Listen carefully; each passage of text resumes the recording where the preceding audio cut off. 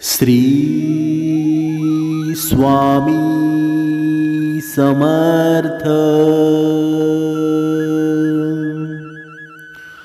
तुम्हाला स्वामींची साथ हवी असेल तर मग या 7 गोष्टी ज्या नेहमी लक्षात ठेवा.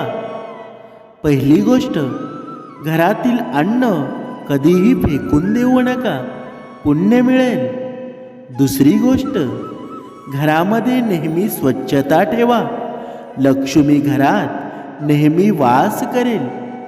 तिसरी गोष्ट, देवाचा नैवेद्याचा प्रसाद हा कुणीही खाऊ नये, कारण प्रत्येकजण आजचा माणूस हा स्वतःच्या परिवारासाठी आणि फक्त स्वतःच्या कुटुंबासाठी परमेश्वराकडे काही ना काही मागत असतो.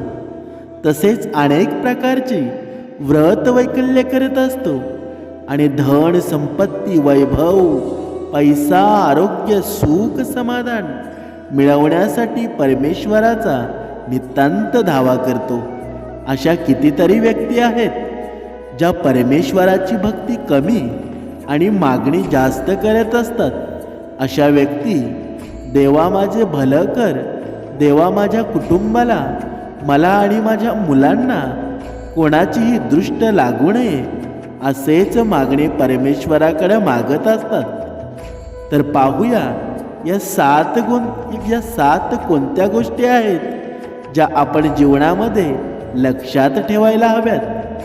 पहिली गोष्ट आहे, आपल्या मनात परमेश्वराची भक्ती ही नेहमी निस्वार्थ असावी, कारण कुठलीही अपेक्षा ठेवून केलेली भक्ती ही फळाला येत नाही, ती फळ नाही देत. आपण पाहतो अनेक संत होऊन गेले आणि त्यांचे आजही नाव आहे. त्यांची भक्ती ही निस्वार्थ होती आणि त्यांनी स्वतःसाठी कधीच काही मागितलं नाही. तसेच त्या महान संतांनी स्वतःच्या परिवारासाठी देखील काही मागितलं नाही. सदैव त्यांनी जन कल्याणासाठी काम केलं, अनेक त्याग केले आणि परमेश्वरानेही त्यांना न मागताच सर्व काही देऊ केलं. त्याचप्रमाणे आपली भक्ती देखील निस्वार्थ असावी. मग बघा, परमेश्वरही आपल्याला न मागता देतो की नाही. दुसरी गोष्ट, देवाचा नैवेद्याचा प्रसाद हा नेहमी इतर सर्वांना वाटूनच आपण ग्रहण केला पाहिजे. परमेश्वराचा प्रसाद हा नेहमी पवित्र असतो. त्या नैवेद्याचा प्रसाद ग्रहण केल्यामुळे अनेक जणांचे दुःख कमी व्हायला मदत होते. त्याकरता जे कोणी उपस्थित असतील त्यांना प्रसाद मिळायलाच पाहिजे, जेणेकरून सर्वांची दुःख कमी होतील आणि आपल्यालाही पुण्याचा वाटा मिळेल. तिसरी गोष्ट, घरातील अन्न कधीही वाया घालू नका, कारण आपण फार नशीबवान आहोत की आपल्याला 2 वेळेचे अन्न तरी मिळतं. परंतु आपल्या अवतीभोवती असे अनेक गरीब लोक आहेत की ज्यांना 2 वेळचे अन्न सोडा, पण एका वेळेचे अन्नसुद्धा मिळत नाही. त्यामुळं नेहमी आपण अन्नाचा आदराह केलाच पाहिजे.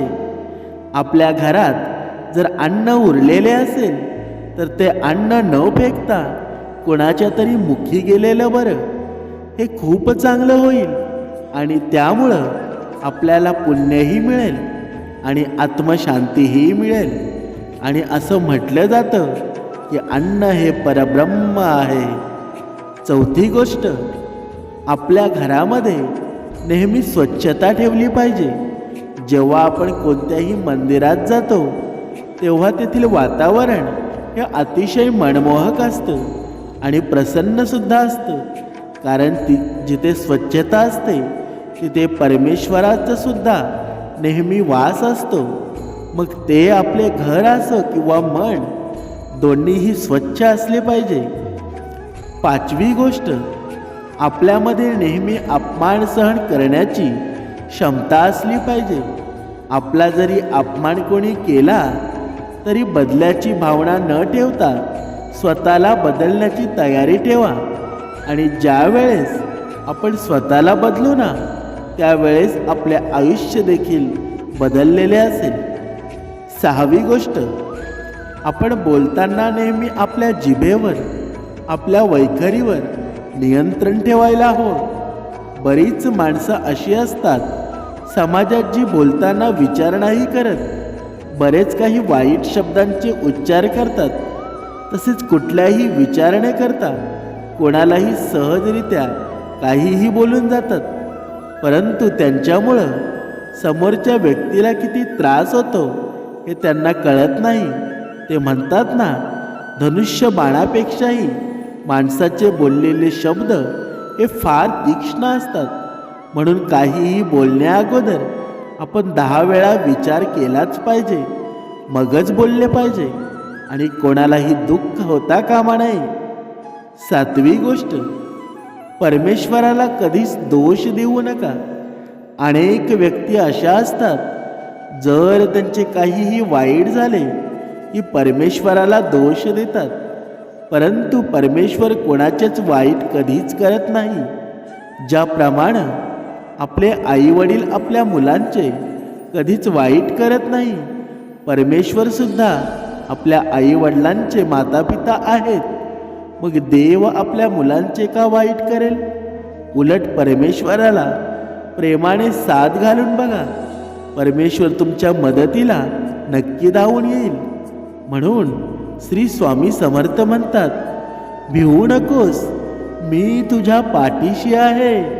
अशा प्रकारे या 7 गोष्टी आपण आपल्या जीवनामध्ये लक्षात ठेवायला हव्यात. या पृथ्वी तलावर अशी जागा नाही तिथे स्वामींचा वास नाही. तुम्ही कधीही नाम या वैखरीमध्ये स्वामींचं जेव्हा घ्याल ना, तेव्हा तुम्हाला साक्षात स्वामी तुम्हाला दर्शन देतील. कारण हे जागृत आणि वैभवशाली हे रूप आहे. तुम्ही ध्यानामध्ये कधीही स्वामींचं नाव घ्या, तुम्हाला लगेच तुमच्या साथीला लगेच धावून येतील. आपलं मन हे मंदिर आहे आणि मंदिरामध्ये परमेश्वर वसलेला असतोच. म्हणून या मनामध्ये सद्गुण विचारांचा प्रारंभ करा. कारण जेव्हा सद्गुण विचारांचा प्रारंभ होतो तेव्हा परमेश्वर या मंदिरामध्ये आल्याशिवाय राहत नाही.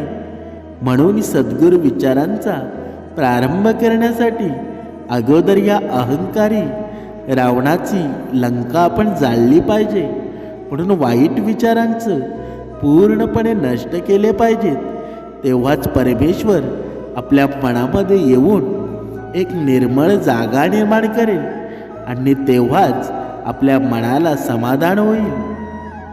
श्री स्वामी समर्थ.